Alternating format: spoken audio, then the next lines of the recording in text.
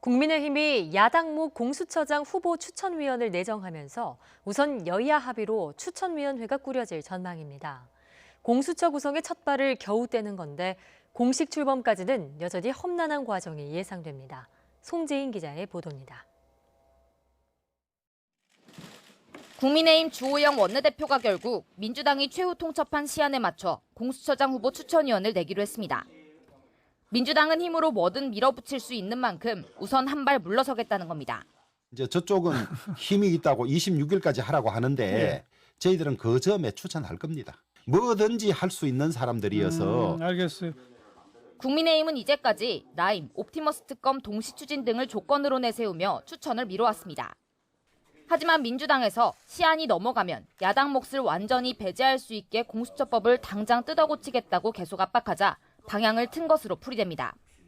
우리가 야당에 요청한 공수처장 후보 추천위원 제시 시한이 이제 사흘 남았습니다. 법사위는 그 이후의 입법 절차를 차질 없이 진행할 수 있도록 준비해 주시기 바랍니다. 이렇게 내정된 야당목 추천위원은 임정혁 변호사와 이헌 변호사입니다. 대표적인 공안통인 임 변호사는 대검 차장검사 출신으로 드루킹 댓글 조작 사건 특검의 최종 후보군으로 거론됐고, 이 변호사도 박근혜 정부 당시 새누리당 추천 몫으로 세월호 참사 특조위 부위원장을 맡는 등 보수 성향이 뚜렷합니다. 예정대로 야당목 추천이 이뤄지면 공수처장 후보를 골라낼 추천위원회가 꾸려지는데 여전히 공식 출범까진 갈 길이 멉니다. 공수처장 예비 후보 2명을 누구로 뽑을지 합의하는 것 자체가 어려운 구조기 때문입니다. 공수처장 후보 추천위원회는 모두 7명. 이 가운데 6명이 찬성해야만 후보를 정할 수 있는데 야당목 추천위원이 2명인 만큼 야당과의 합의가 필수입니다.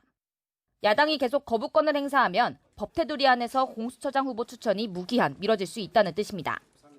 또 국민의힘으로선 공수처의 기소권 등 이른바 독소 조항을 삭제하자는 요구가 여야 협상 과정에서 받아들여지지 않을수록 추천위원회의 공수처장 인선 과정에서 주도권을 잡는 데 더욱 주력할 수밖에 없습니다.